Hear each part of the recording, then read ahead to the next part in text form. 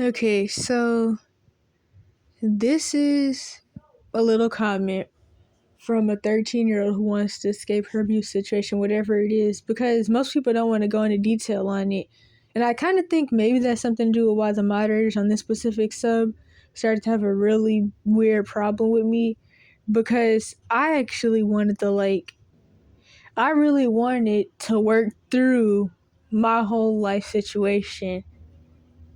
And of course, I had the whole abuse evidence videos going back to even 2014. And so it's like the moderators had a problem with me because they felt like I talked about my situation too much and I overshared too much. But I just really, really wanted, wait a minute. I just really, really wanted to completely understand what was going on and break free from gaslighting and cognitive dissonance, which I managed to do at a really, really young age, actually. It's like by early 15, I didn't even have cognitive dissonance anymore about the situation. But I guess since there's usually people on groups like this that are like this person who don't want to go into detail on their situation, people feel like the people who do want to go into detail on their situation are just trying to start a pity party or something like that. It's honestly really weird, but anyway. So yeah, this girl didn't want to go into detail on her situation, which, I mean, it makes sense depending on what it is. But I mean, some people won't even say whether they are being abused or not. But anyway, she didn't want to listen to anybody. She said she was going to leave anyway because me and other people, which, I mean, I came in late. Apparently she already left at this point. She'd been left. But other people were warning her about how she's 13. That means she has a 5-year wait till 18, and it's just going to be even harder for her. And like I always say, you want the least longest wait till 18 possible. You really don't want to be laying low homeless, running around the world and hiding from people for 5 years. You don't even want to be doing that for 1 year, to be honest. And honestly, for me, I was still pretty paranoid and I wasn't even being looked for. But yeah, so anyway, she was like, I don't care, I'm going to leave anyway. But of course, that's how people are when they're in a really bad situation. So, I mean, it makes sense, but you should at least take advice from people, because I really do feel like there should be more advice listed and even facts that people should know when it comes to homelessness and camping and all that. Because it's like these kids are really just leaving, and I mean, they don't have a sleeping bag, which of course is going to be hard to get anyway, because I mean, depending on your abuse situation, even if you're 17, you may not even be allowed to work. So it's like, how are you going to get money for the sleeping bag you need, which is going to have to be expensive, or else you're going to be freezing cold? How are you going to secretly get the debit card? Because a lot of people don't even know the whole Cash App trick where you just get anybody 18 plus who isn't a relative and won't snitch to get the card for you. That's what I had to do to get my debit card. A lot of people don't even think of stuff like that. And then, I mean, even when I do tell people, some of them don't have anyone that they could think of for it. But I mean, I found somebody offline. But anyway, they don't know that one. Oh, dang. Okay, I ran out of recording time. Which is why, honestly, I really should have just screen recorded this and edited it. But anyway. So, they don't know the debit card trick. People commonly say prepaid debit cards or whatever it's called, but I'm pretty sure you have to be 18 to get those, or at least you have to be 18 to register them or something like that. They don't know the fact that tents aren't waterproof. Some people aren't even able to get a tent. Some of these kids don't even think to even get a sleeping bag or a tent. They don't even think to try to get some pepper spray. They don't even think to try to get a pocket knife, which, I mean, of course, some of this stuff is in the advice directory, but not a lot of the stuff that people really, really need to know. Because, like, one thing that really blew me that I really, really wish I would have been told is that tents aren't waterproof. And it's like nobody ever even said anything about how you need pee bottles and trash bags. Like, I really wish somebody would have said that before I had to do the whole camping thing. Because, like, I would be in there freezing cold, having to pee, at 12 a.m., but I wouldn't want to get out my tent because it was cold or because I was worried about, I don't know, a snake biting me or something.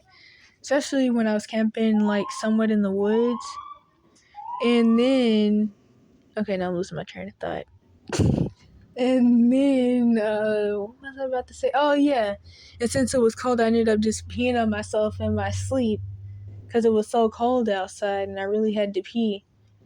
And then my sleeping bag got wet, and it's like, why don't they tell people that they need pee bottles and trash bags? And it's like,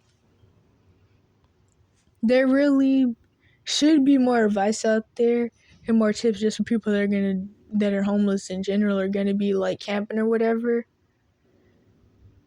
And it's like, not only is there no system put in place to help people under 18, there's just the Cash for Kids system to abuse, traffic, drug, and label people under 18. But it's like, I mean, even groups like this just aren't enough.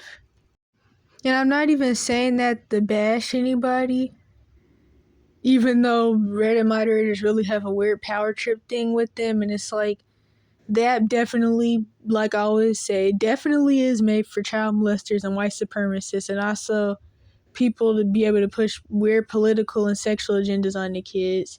I mean, the same thing the schools are for and the music, but that's a whole nother story. But it's not even just about that. It's just like, this is the only group I've ever seen for this. I'm talking about the Abuse Escape sub that I don't really want to say the name of because I don't want to put anybody at risk, but this is the only group I've ever even seen like this. And for abuse to be the big issue it is, and people having no way to get out and having running away as the only choice to be as common as it is, there's really nothing out here, and there's nothing telling people what I feel like people really, really need to know, and there's also nothing out there to really help anybody.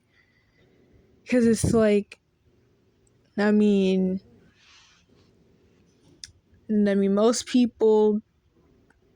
kids aren't even able to get the money they need to get before leaving the abuse situation, which then puts them at risk.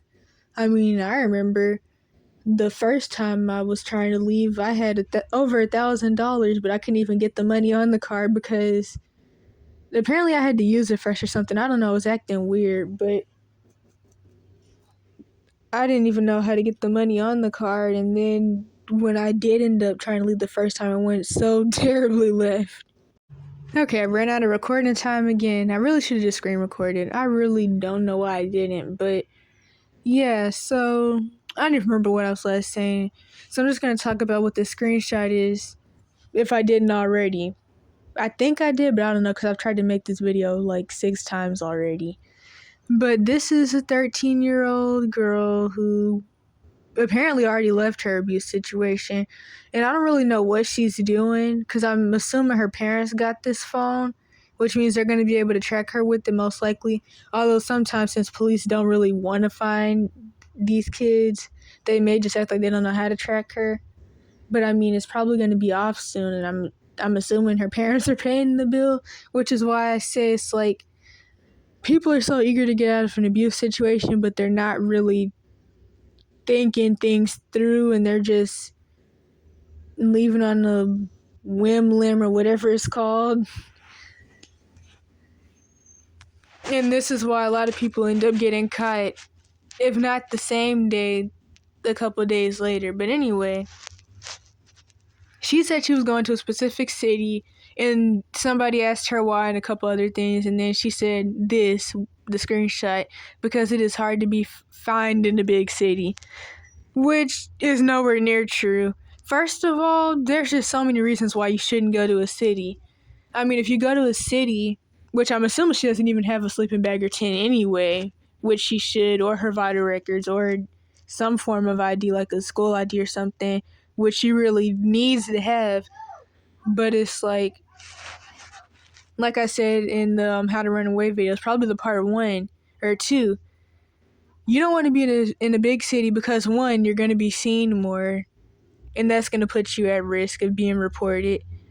That's also going to put you at risk of people seeing you and wanting to kidnap you or whatever, or rape you, and then the police just seeing you because, I mean, maybe somebody's stealing something, because a lot of stuff happens in big cities, and then the police see you laying on the sidewalk or something, and then they take you to jail for being homeless and young, or being homeless in general. And then if you do have a sleeping bag in a tent, it's going to be harder to sleep in a city because, for one, there's just going to be a whole bunch of sidewalk everywhere. There's going to be no woods, which is what you need to be sleeping in if you want to be safe and not get robbed. So if you're like laying in a sleeping bag in the city, I mean, people could just come up to you and kick you, spit on you, step on your face. But if you're in New York, they'll stomp on your face with Air Forces on. Or wait, is it Air Forces or is it Tim's? I don't even remember, but there's that. There's nowhere for you to set up a tent. And if you do find a building you can set up a tent outside of, you're going to have to set it up once they close and then pick it back up really early in the morning. That depends on where you live, though, because I know where I'm at, you can barely find a place that's open before 12 p.m. and stays open longer than 5 p.m. But I know in other places I was at, I had to set up my tent at somewhere from 11 to like 1 p.m. because there's this place that was open late sometimes for bar nights or something like that. And so sometimes they wouldn't even close till 2 a.m. So I'm setting up a tent at 2 a.m. and I'm picking it back up at 7 a.m. or 8. And I ran out of recording time again. But to finish this off, because I don't want this to be long, it's really, really sad that people aren't able to get the advice they need. And of course, there are some people that are just they're at this, it's not even about the point of trauma they're in, I don't think. I really just think it depends on the person. I mean, I don't know. I was never like this. But I'm not like other people. Obviously, even that. I'm not even going to go into that. But there's a point that a lot of people get to in their trauma where they, especially when they're like still young, and some people get stuck in this, which eventually can turn into like bitterness and stuff like that. Or I don't know, I don't even want to go into that either. But anyway, they get to this point where they feel like they don't need to listen to anybody because nobody really wants to help them. So it's like when you try to tell them something, they don't want to listen, and it's advice that they actually really need. And I've noticed that there's a lot of wait a minute. I've noticed throughout the years that there's been a lot of kids on this sub that are like that. And sometimes people used to end up leaving with people like that during the whole partner seeking thing. And this would be the kid that would end up going down and committing crimes and stealing stuff and doing graffiti on people's houses and end up going to jail or get everybody caught. Which is why I used to have this post about why you shouldn't partner seek anyway, but the mods cursed me out or something like that. Well, not cursed me out, but like they said something, they removed it. And then the people who were going along with the mods, the kids that are, I don't know, it's like they were ganging up on me or something. They would comment, shut the F up on my post. And I'm like, I'm trying to give you advice. You're the one who's about to either get yourself killed or caught. Which is another reason why I had eventually got off this app. I don't even want to go into that.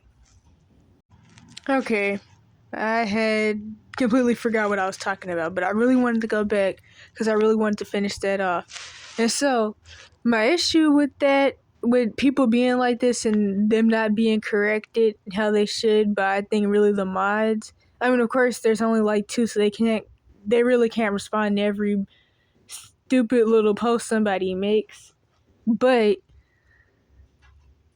this is like a really dangerous mindset to have, especially when you're the one going to a group asking for advice and then you flip out and act weird whenever someone tries to give you advice. It's kind of like, it's like the kids who, because their trauma symptoms, they don't really trust anybody, but it's like they don't trust anybody, but they run to child molesters, but they ignore people who are actually trying to help them because of their trauma symptoms.